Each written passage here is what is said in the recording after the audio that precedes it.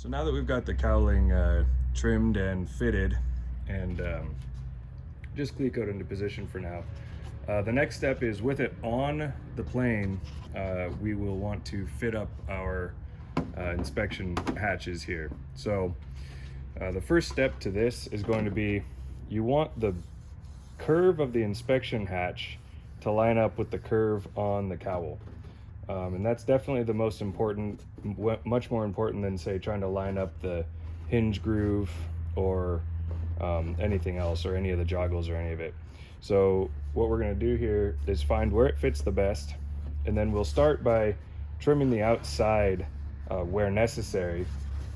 So it looks just here that back here the joggle's lining up nicely, the curve is fitting nicely. Up here it's still fitting pretty good, but we're a little long here, and so on. But it might be different for every panel. So that's where it seems to be fitting up the best here. So we're gonna, like I said, trim out all of the edges to get just the panel, no hinge or anything, fitting up nicely onto the cowl. So yeah, let's get that done now, and then I'll show the next step. Oh, one other thing is sometimes the composite can be slightly thick on these panels relative to your joggle here. So if that's the case, as it is here, so you could see I'm holding it back so that this is sitting in the joggle. There's a step here. It's probably hard to pick up on the camera, but the door here is actually thicker than the joggle's depth. So of course there's two options. One is you can try to sand out this joggle. The other is you can see it's just primarily on the edge here of this door, and you can actually tell a difference in color where there's a little bit of extra resin that kind of pooled up during the layup process. So I'm going to start by just sanding off a bit of the back edge of the door here, see if it can't fit nicely in that joggle. But of course all of this is, as I said, once it's trimmed and fitting nicely into position. So we're gonna get both of those steps done now, and then I'll show the hinge installation process.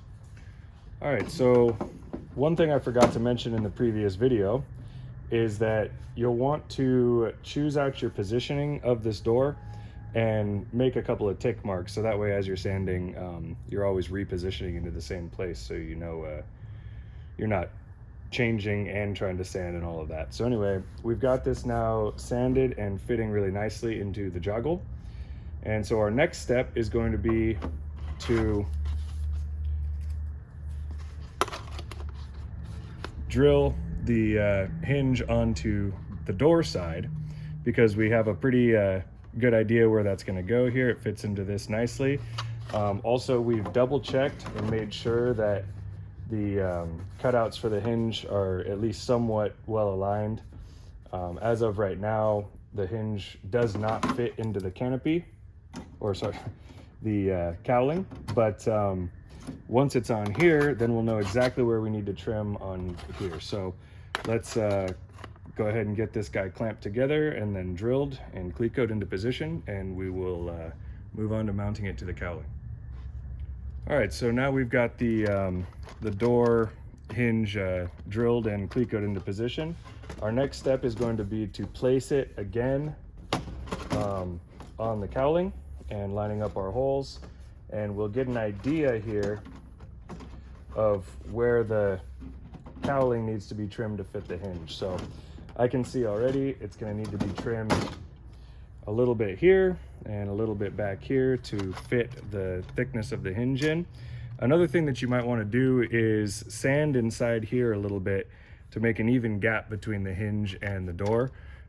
You want the gap to be tight, but not so tight that the hinge rubs when it moves on the door. So we'll get this guy sanded out here and get this placed in.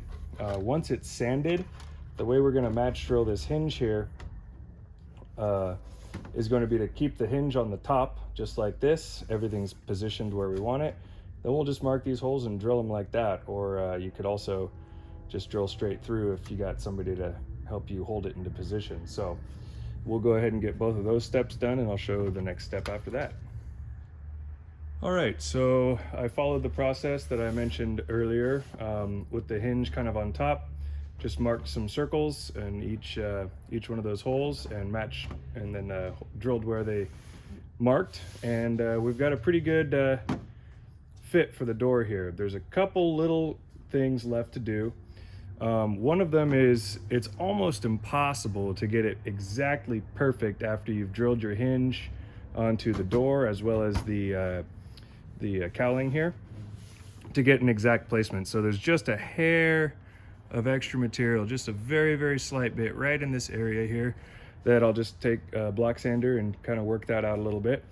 And this one will be pretty much done. So as you can see, with the two cam lock locations, it will hold into position nicely. And even if I were to leave this, it's still pretty much perfect. So yeah, so that's pretty much the process here. I'm going to sand this out just a bit, and we'll drill our two holes here. And I'll just use 1/8 inch drills for clecos right now.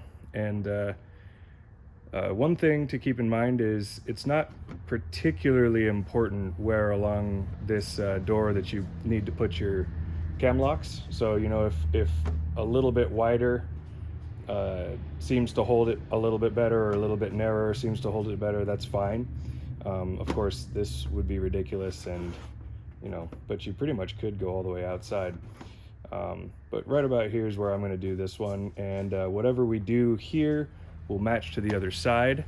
And so it's kind of a balancing game between finding a position that's going to work for both sides, so everything is nice and even and symmetric. So we're going to go ahead and get that done now, and then we'll move on to we'll rivet these, and then we'll move on to fitting the vent up top. So you can see here that I have switched out the clecos with these fender washers for M3 bolts with fender washers. They give a little bit better grip to hold everything in place for this process here. So as you can see, I've got them all the way along the cowling, holding the cowling into position. And you know, everything is centered up on the spinner. Everything is exactly where we want it. The next step that we're going to do here is drill out these holes slightly larger, and then we'll use a Dremel with a small diameter drum sander and use the cowling fastening strip underneath as the guide. The drum sander won't sand off the aluminum unless you were to just kind of hold it on there. So you can just very slowly enlarge the hole with the drum, and it will eventually just kind of come exactly to the same position as the hole underneath. I find that this method works really well. And then once I am done enlarging this hole, I'll insert the bolt with the fender washer back into place and just do one at a time. And then you'll be able to go through the entire cowling, and nothing should move, because only one bolt at a time is, you know, not going to change the whole position of the cowling. So we'll go ahead and get all of these enlarged to match the retaining strip underneath.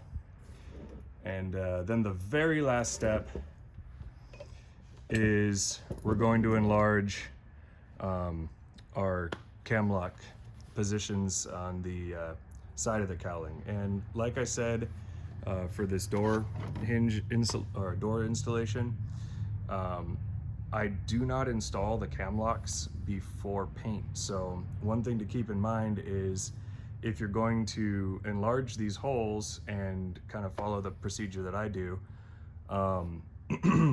you'll want to enlarge these last, because it's much more difficult. So in some of them you can get a bolt with the fender washers in the same procedure, but a lot of them, you know, up in here are much more difficult to get into position that way. So, you know, these are kind of the last holes that I drill, and then the cowling is set aside until paint. So another thing you can probably notice here is I've got a couple extra clecos here. I added one cleco to each side, just because it seemed to give a little bit better positioning for the cowling, and a little bit more holding kind of in points that were necessary. So both sides mirror each other, and it's perfectly fine to add a cam lock if necessary. This far back silver cleco is the old cam lock position. That's not going to actually be used. So it's just going to be the the four 1/8 inch ones, and then the 3/32 up front there. So if needed, certainly adding another cam lock is acceptable, and actually, you know, you're only going to add a little bit more strength to it if anything. So yeah, so we'll go ahead and get the holes enlarged along the retaining strip, and then the holes enlarged here, and then the cowling is going to come off until paint. So let's get it done now. All right, so once you have all of your cam lock positions identified and everything is drilled up correctly, and you're confident that this is where everything's going to go, I do install the bottom cam lock, the female side, on the bottom cowling. And this is because we have these countersunk rivets here, and it just kind of makes, although you can never see them, so it really doesn't matter all that much, it does kind of make for a nice finished look for the bottom cowling there. One thing you'll want to keep in mind is when you go to paint and these are riveted in place, you'll want to stuff something, you know, a bit of paper towel or whatever it is down inside there, just so that mating surface doesn't have paint and change the fit of it. So with the holes in place, there's a couple of options you have. So for one, your cam lock isn't going to fit all the way into this hole here if the hole is the correct size. So you really don't have a good way with the cam lock itself to match this perfectly up. So one way you can do it is align it from the back, get it, you know, as close as you can, whatever you feel is satisfactory, and mark out each hole and drill it. The other way you can do it is just take measurements off your cam lock. This I cut on the CNC.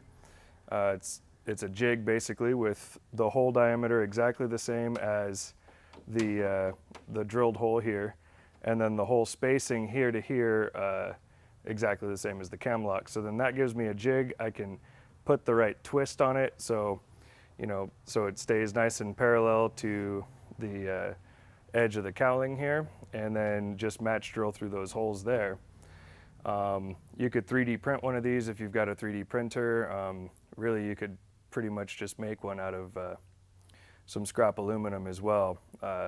Rather than a protrusion here, you'd just have a circle drilled, and you know, you'll be able to align a perfectly same size circle here to this hole much easier than you can align this. This does get very difficult to perfectly match. So anyway, the next step is you'll want to countersink both of these holes, both of your 1/8 inch holes there, and then we'll rivet on all of our cam locks in position. And then we're going to remove the bottom cowling, and there's very few things left to do before it's completely done and ready for paint.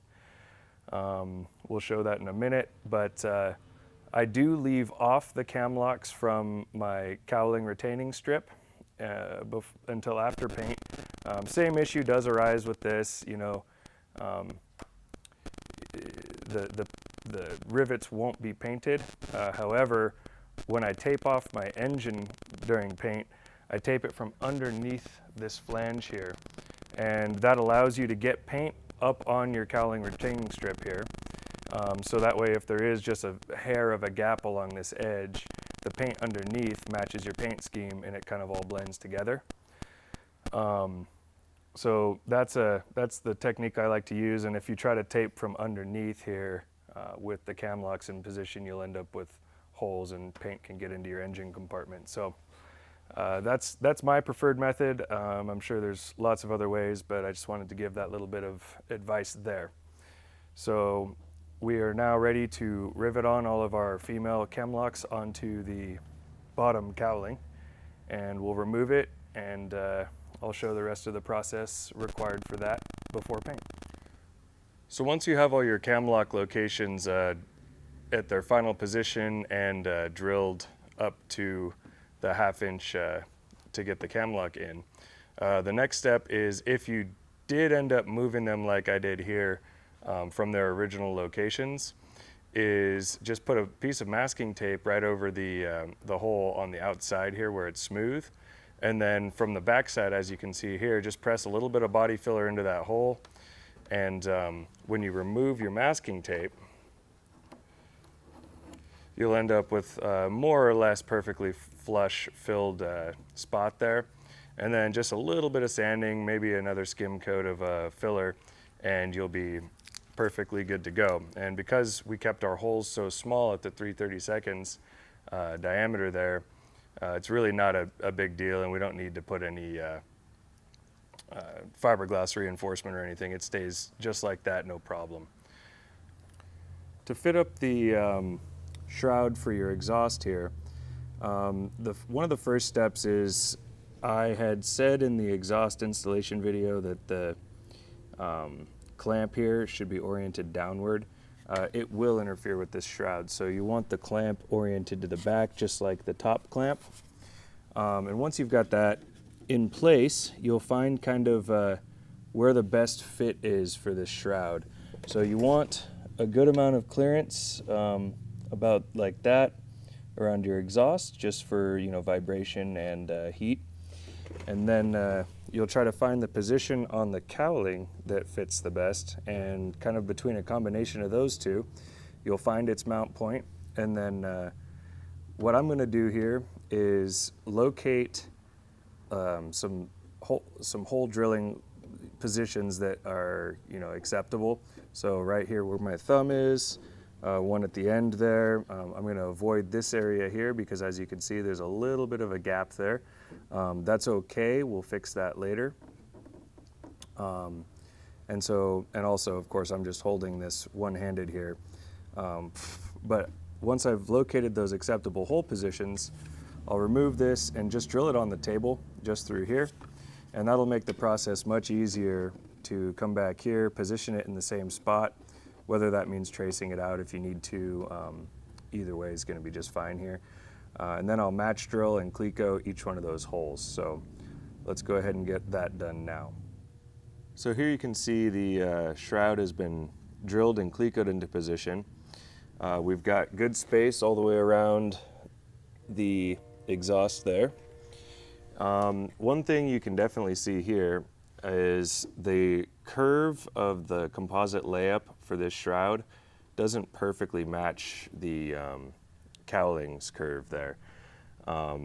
This may or may not be the case for you. So there's a couple of different options you can go from here. One is you could certainly just rivet this composite piece on and, you know, leave it as is, especially, you know, if your curve is matching a little bit better than this particular one is. What I'm going to do is I'm going to countersink these 3/32 2.4 millimeter holes, 2.8, and I'm going to use the small 3/32 rivets countersunk. I don't think there's enough thickness to this composite to use the countersunk 1/8 inch 3.2 millimeter rivets. But if yours has enough thickness, go ahead and use those. That's perfectly fine as well. What I'm going to do in addition to those rivets is I'm going to use an epoxy between the bonding surface, and then once everything has set up and cured in there, I'll start working some body filler back into here and try to smooth out this little bit of a gap and smooth out all the edges so it looks like it's just one molded composite piece. And that's the purpose for the countersunk rivets as well. They'll allow us to kind of fill over the top of them and create like a polished one-piece looking product here. So let's go ahead and get these countersunk riveted into place with some epoxy, and we'll start the body filling and see how this turns out. Here you can see the exhaust shroud completely finished. Basically, it's just a matter of applying body filler, sanding it off, applying the body filler again, and sanding it off until it's smooth. It might help you, as you see here, to use different colors of body filler so you can kind of see what's being left where. And yeah, so it's all nice and smooth. And then when we go to paint, we'll fill it, shoot it with a sanding primer first, just to fill in any little bits of sanding scratches or whatever might be left behind here.